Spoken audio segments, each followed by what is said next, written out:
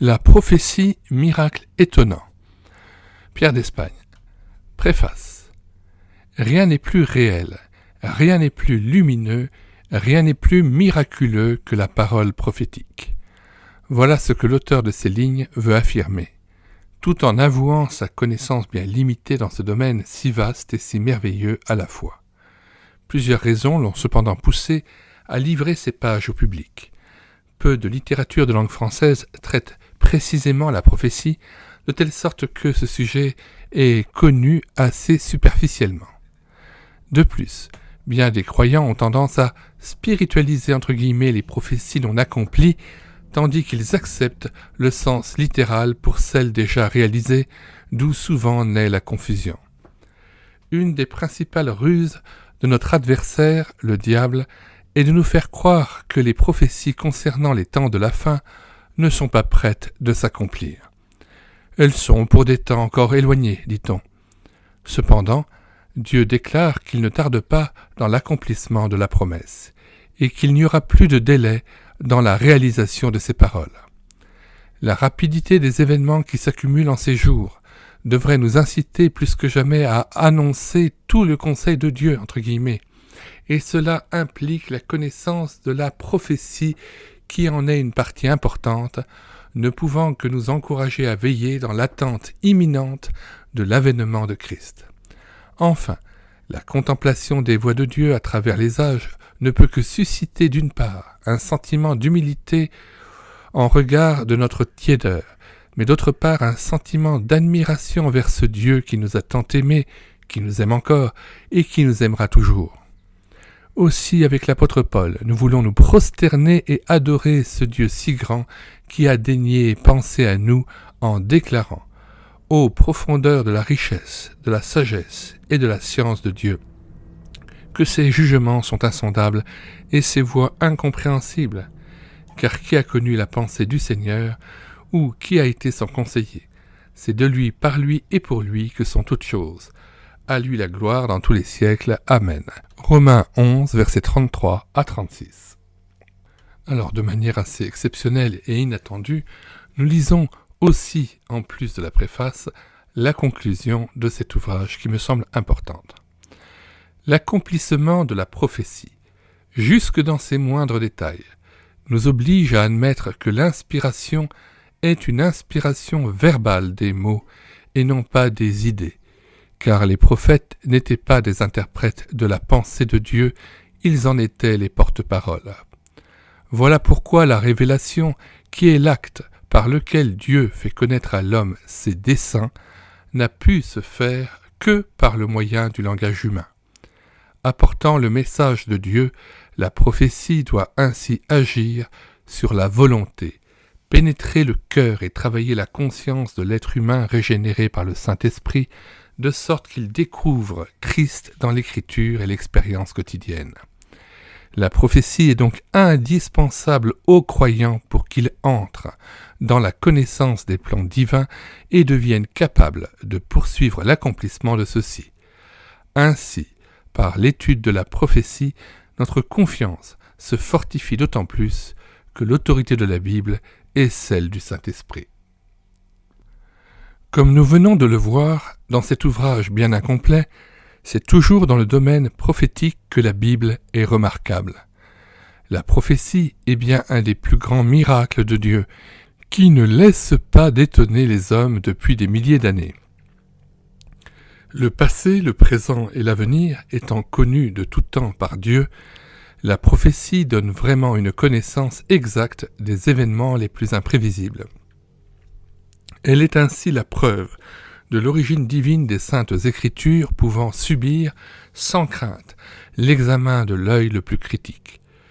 Combien Israël fut coupable de ne pas reconnaître à maintes reprises au cours de son existence l'accomplissement des oracles vivants, entre guillemets, de Dieu, concernant en particulier le Messie lors de sa première venue. Jésus disait aux pharisiens « Vous savez discerner l'aspect du ciel, et vous ne pouvez discerner les signes des temps. » Prenons garde qu'il n'en soit de même pour nous aujourd'hui, alors que tout nous dit que la seconde venue du Seigneur est proche. Offrons sans plus tarder notre vie tout entière à Dieu, esprit, âme et corps. Ainsi nous ne gaspillerons pas davantage nos forces, notre temps, nos biens pour le monde, mais nous chercherons plutôt à plaire au Seigneur, marchant dans la pureté et le servant avec zèle. 1 Thessaloniciens 5, verset 23. Tout en sondant l'avenir, n'oublions pas de vivre dans le présent pour la gloire de Dieu. C'est ainsi que nous aurons de l'assurance devant lui au tribunal de Christ et que nous recevrons une couronne. Sans nul doute, la prophétie est une des choses que le diable hait le plus. Dans ces temps qui précèdent et qui annoncent sa fin, l'ennemi ne manquera pas de nous décourager. Mais regardant vers l'avenir et connaissant la destinée glorieuse que le Seigneur a préparée pour ses enfants, nous pourrons supporter le présent tout en le mettant à profit en vue du futur. Et maintenant, demeurons en lui, afin que lorsqu'il paraîtra, nous ayons de l'assurance et qu'à son avènement, nous ne soyons pas confus et éloignés de lui. Bien-aimés, nous sommes maintenant enfants de Dieu, et ce que nous serons n'a pas encore été manifesté, mais nous savons que lorsque cela sera manifesté, nous serons semblables à lui, parce que nous le verrons tel qu'il est. Quiconque a cette espérance en lui se purifie comme lui-même est pur.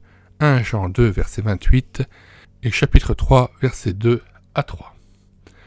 Et Pierre d'Espagne de terminer son ouvrage par ce verset de 1 Pierre 4, verset 7. « La fin de toute chose est proche, soyez donc sages et sobres pour vaquer à la prière. » Nous mettons dans les commentaires de cette vidéo la table des matières de cet ouvrage ainsi que le lien de téléchargement de ce dernier.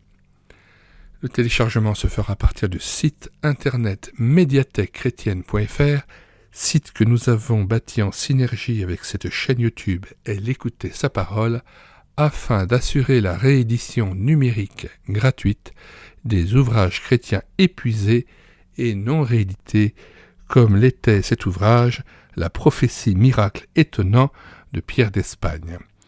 Nous vous invitons donc à vous rendre sur le site internet médiathèquechrétienne.fr afin de pouvoir faire votre miel des 800 ouvrages que nous avons déjà numérisés et mis à votre disposition. Vous n'avez nul besoin de vous inscrire sur le site, vous pouvez directement télécharger les ouvrages que vous voulez en Word ou en PDF.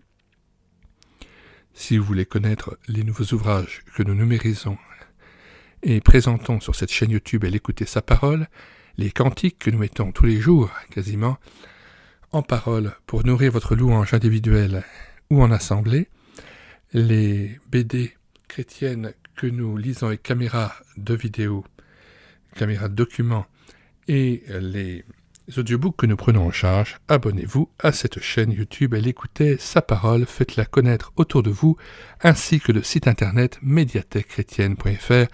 Parlez-en à votre église afin que chacun puisse être enrichi par la connaissance de ces deux sites qui remettent à la disposition de l'église des ouvrages qui sont, ce me semble, d'une grande valeur et qui permettent aussi à l'église d'être nourrie spirituellement.